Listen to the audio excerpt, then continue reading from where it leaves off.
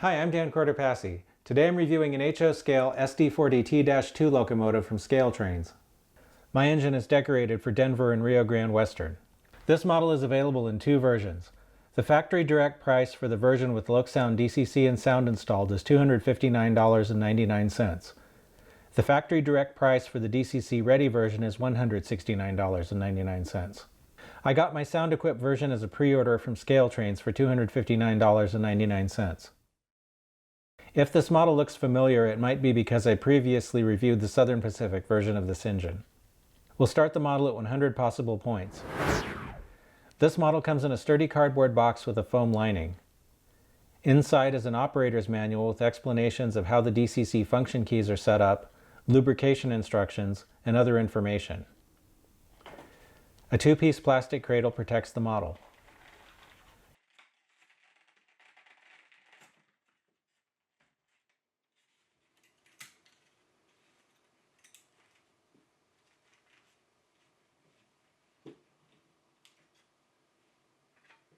Foam inserts protect the handrails. This is a good box that should protect the model for storage and transport. Tunnel motors were built to draw cooler air from a lower height to combat overheating in Southern Pacific snow sheds on Donner Pass. Rio Grande, the only other railroad to order these locomotives new from the factory, purchased a total of 73 SD40T-2s in 5 separate orders between 1974 and 1980. My example, 5390, was from the 4th order in 1978. This order had the oscillating headlight mounted in a box on the short hood. The SD40T-2 was essentially an SD40-2 with a different radiator section. Neither the SP nor the Rio Grande had conventional SD40-2s. I found many photos of DRGW 5390 online from 1981 onward. Like a lot of Rio Grande power, the appearance of the locomotive did not change too much over time, though it did lose the oscillating headlight in the nose sometime between 1994 and 1996. It acquired ditch lights around the same time period. The original oscillating headlight on this engine was painted black. In one photo from 1990, the nose headlight is an unpainted metal color, but in subsequent years it was either repainted black, replaced, or became dirty enough to look black. In some photos, the antenna on the roof appears black instead of silver, though again it's hard to tell if it's painted or just dirty. The model has the positive traction control or PTC cabinet on the fireman's side and the associated extra cables on the front truck on the fireman's side and the rear truck on the engineer's side. Rio Grande installed this feature on its tunnel motor fleet in the 1980s. According to my research, 5390 got this upgrade in 1986 or 1987.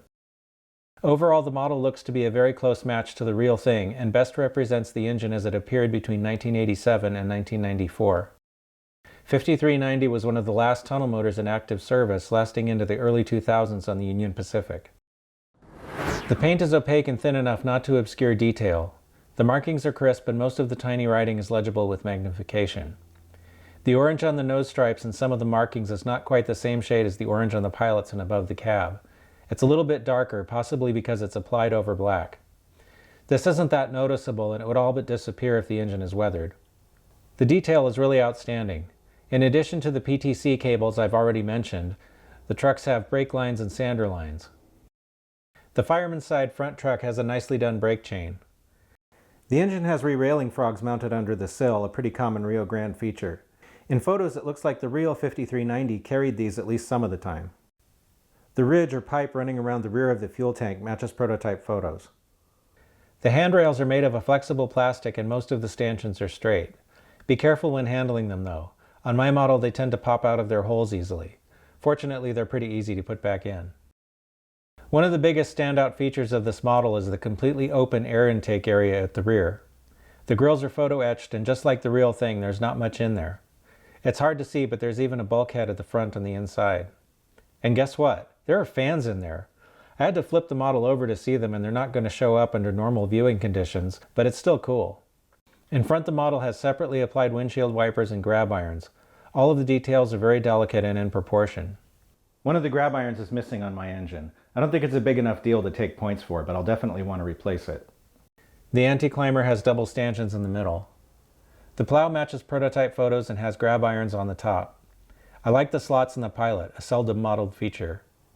Also on the pilot are MU hoses, an uncoupling lever, and a brake line hose. The cab windows slide, although on my unit a couple of them are stuck in the open position. One on the engineer's side is loose and tends to slide around. I'll probably tack glue mine to hold them in place. The cab has a full interior.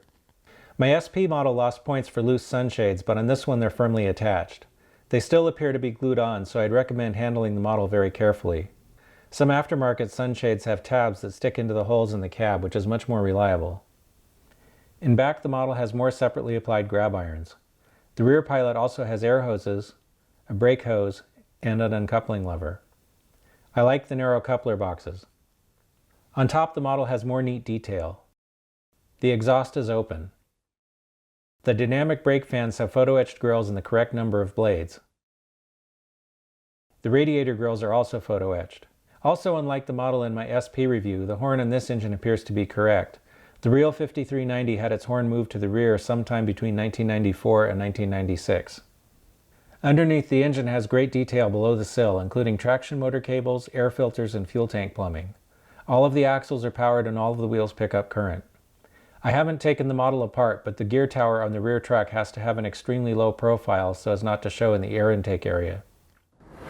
The model is equipped with ScaleTrains knuckle couplers. The coupler in front is low, so I'm taking 5 points. The coupler in the rear is also low. All the wheels are in gauge according to the NMRA standards gauge.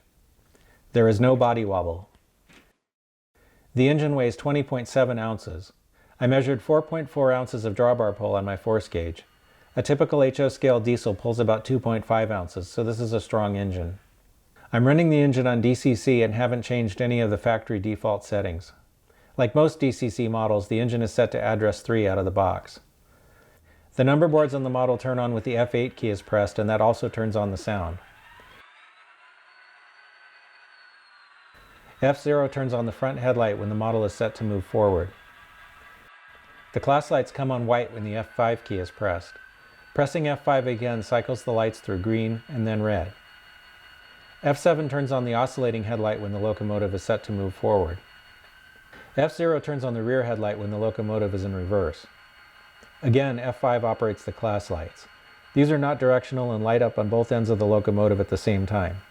The colors on both ends are also the same. F1 rings the bell. F2 sounds the horn.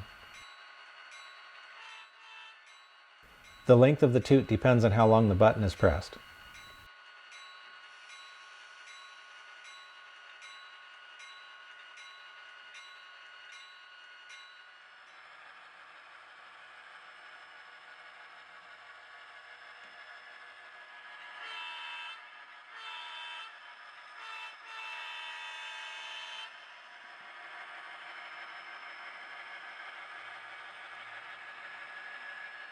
This locomotive has the LoCsound drive hold feature.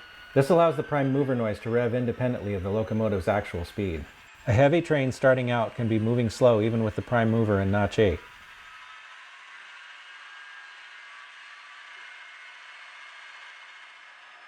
A coasting locomotive can notch back down to idle while still moving. F10 is a brake. The momentum settings will determine how quickly the engine starts and stops.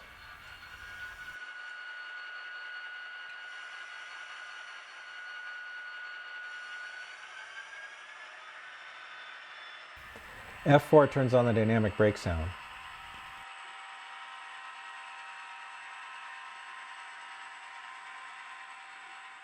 The overall sound volume is plenty loud for most layouts. I usually end up turning my locomotives down. I think the horn on this one could be just a little bit louder though. Let's see what we've got. The engine has 2 low couplers, so I took 10 points in the standards and operation category. That leaves us with a total of 90 out of 100 possible points, which would be an A- on a report card. This is a neat model and it deserves a green signal. ScaleTrains did a really good job with this model. If you're looking for a Rio Grande tunnel motor, I think you'll really like this one.